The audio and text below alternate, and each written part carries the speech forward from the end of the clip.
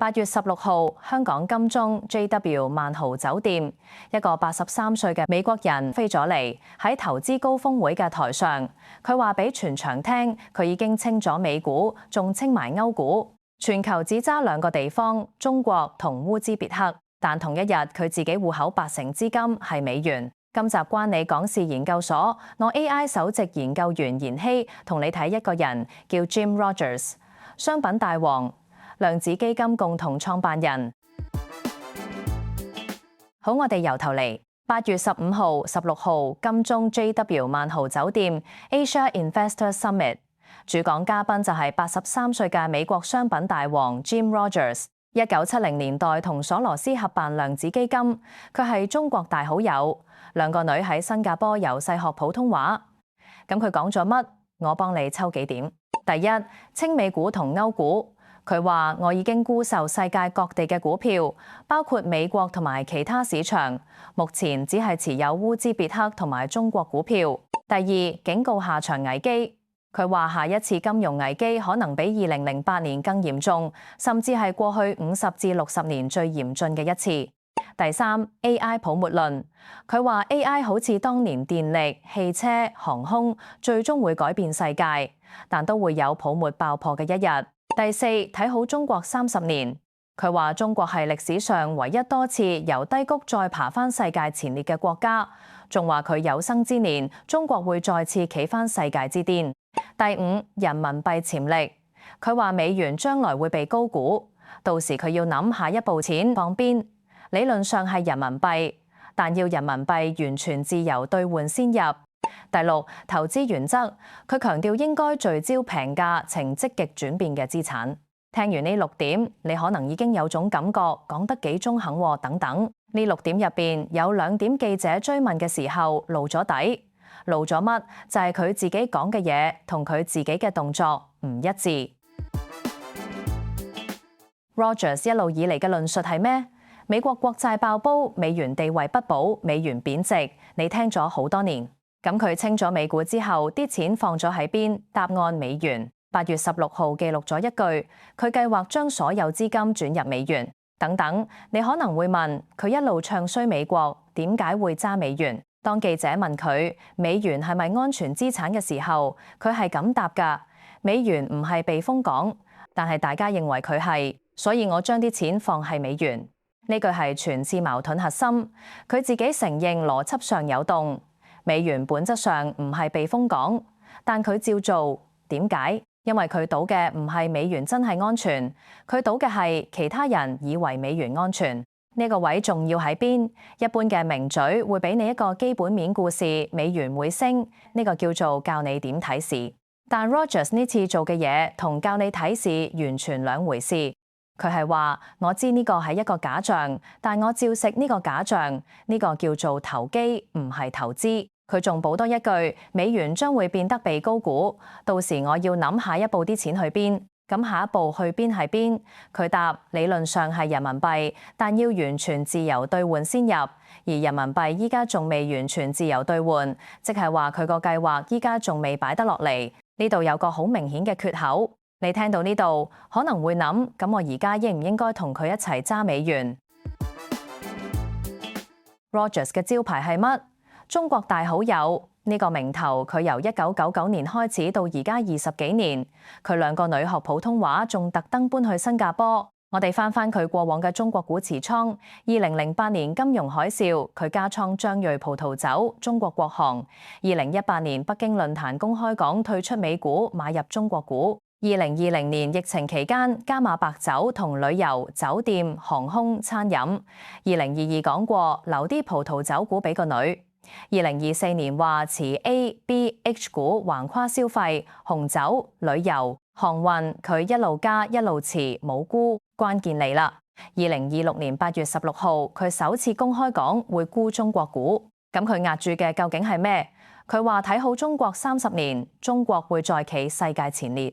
但佢實際嘅動作以獲利或會清貨離場，呢個係一個短期套利，唔係壓住中國30年嘅倉。即係話佢嘅話同佢嘅倉講緊兩件事，即係一句講晒。佢嘅立場唔係壓住中國崛起呢種長期宏觀故事，佢嘅立場係中國股依家超跌，跌落嚟嘅時候我入咗，依家升返上嚟我隨時走。咁呢個結論對你有咩用？一個好簡單嘅檢驗，如果你想跟佢，你要諗清楚，你係跟佢嘅口定係跟佢嘅倉？同佢嘅口就係抱住中國30年崛起嘅論述，準備長線持有5年、10年；同佢嘅倉就係跟住佢隨時準備套利離場。Rogers 係一個有經驗嘅投資者，佢2008年之前確實警告過金融危機，所以佢有個光環。但之後呢，我哋逐年睇，2011年11月 ，Rogers 話100% 機會出現危機，比2008更差。之後2012年標普500歷年升15.89%。2013年3月 ，Rogers 話跑去山上避難啦，我而家就係咁做。之後2014年標普500歷年升13.52%。2014年10月 ，Rogers 話賣晒所有嘢逃命啦。之後2015年標普500歷年升1.36%，冇跌。2015年6月 ，Rogers 話呢個係我2008之後最悲觀嘅一次。之後嘅2016年標普500歷年升11.96%。2016年3月 ，Rogers 話100% 機會經濟衰退，全球經濟將會面臨史上最嚴重危機。之後2017年標普500歷年升21.83%。2018年10月 ，Rogers 話退出美股，買入中國股。之後2019年標普500歷年升31.49%。2020年4月 ，Rogers 話呢個會係我一生見過最差嘅熊市。之後嘅2021年標普500歷年升28.71%。2022年6月 ，Rogers 警告市場可能出現70至90% 暴跌。之後2023年標普500歷年升26.29%。2025年5月同8月 ，Rogers 話幾乎沽清所有股票。2025年全年標普500歷年升17.88%。老實提一句，上面呢啲數字係警告當年之後嗰個完整歷年嘅表現，唔係嚴格之後12個月精確對齊嘅回報。但就算咁睇，核心結論依然企得穩。Rogers 過去15年入面預測過至少8次崩盤，之後嗰個歷年嘅標普500幾乎全部係正回報。佢中過幾多次？如果由2008之後計，最多1次半。2015年短暫調整，其餘嘅全部係佢講咗，標普升咗。咁點解佢嘅說話仲有市場？因為人性，我哋中意信名嘴，大師講嘢會有信任感。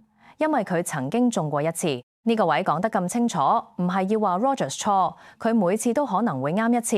問題係你唔知係邊次。如果純粹睇市盈率同股息率，中港股確實比美股平。呢個唔係 Rogers 講咪聽，你自己去恒指官網去 FactSet 都可以查到。咁呢啲數字係咪代表一定要買中港股？等等先，我哋睇一個對照。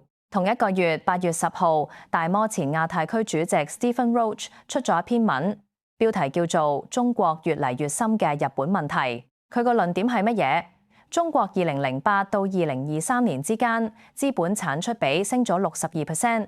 呢個資本產出比簡單講就係你投多啲錢入去，先攞到1蚊 GDP。呢個數字越高，代表越冇效率，即係話你投嘅錢冇出到嘢。日本1990到2000年同一個資本產出比升咗24%，之後就跌落所謂迷失30年。中國15年升62%，比日本當年仲差。佢嘅結論：中國唔夠內需，狂谷投資撐出口，恐陷比日本迷失30年更深嘅資本黑洞。即係話同一個8月 ，Rogers 睇好中國30年 ，Roach 睇淡中國30年，兩個都係大師，兩個結論完全相反。點解會咁？因為佢哋睇緊唔同層。Rogers 睇估值層，短期反彈嘅空間存在。Roach 睇結構層，長期資本效率下跌，內需死症未解決。你唔係要揀信邊個，你要諗嘅係你自己嘅時間框架。咁香港人可以點做？呢一部分最實用，我用你已經有嘅嘢做起點。第一，強積金。積金局預設投資策略 DIS， 如果你冇特別揀基金，你嘅錢就會自動入 DIS。核心累積基金係60% 高風險資產，40% 低風險資產。呢呢個高風險主要係環球股票，而環球股票入面，美股佔咗最大比重。第二，港元同美元定存。2026年8月最新利率，港元3個月定存大約2.4至2.85%，美元3至6個月定存3.3至4%，息差大約1個百分點，美元高過港元。咁大部分香港人已經默默揸美元定存。第三，聯繫匯率，港元同美元有聯繫匯率7.75到7.85對1美元。金管局用外匯儲備承諾兌換，即係港元本質上就係美元代理。第四 ETF 選擇，盈富基金股息率大約2.85至2.89%，VO 股息大約1.2%，即係你揸盈富，每年攞嘅股息大過揸 VO 1倍以上。第五 ，Rogers 有嘅你做唔到，烏茲別克股，零售投資者買唔到，每一個你都可以有選擇，呢一啲選擇嘅背後，最後係一條問題。